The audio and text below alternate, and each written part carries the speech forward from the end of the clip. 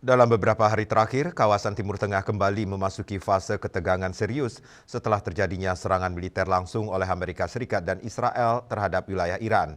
Di tengah meningkatnya ketegangan global, seluruh komponen masyarakat Bali termasuk umat Islam tetap menjaga kerukunan dan selalu berupaya menjaga keamanan Pulau Dewata.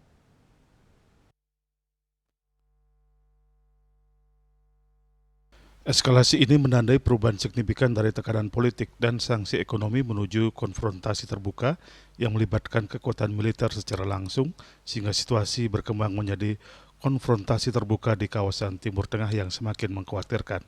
Peristiwa ini terjadi di saat umat Islam tengah kusyuk menjalankan ibadah di bulan suci Ramadan. Kondisi ini menambah keprihatinan karena dampaknya tidak hanya bersifat geopolitik, tetapi juga menyentuh sisi emosional dan spiritual umat.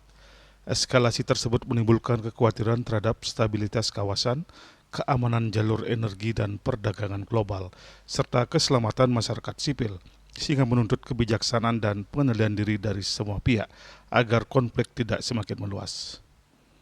Untuk itu, kelompok Muslim yang ada di Bali melaksanakan kegiatan yang bermanfaat selama bulan suci Ramadan seperti berbagi takjil di jalan, donor darah, dan mengadakan giat buka bersama untuk mempererat tali silaturahmi.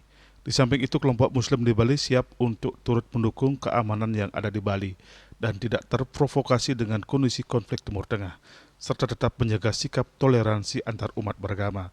Umat beragama juga diharapkan saling menghargai di saat Hari Raya Nyepi dan Idul Fitri yang jaraknya berdekatan. Masjid Baitul Makmur siap menjaga kedamaian Bali.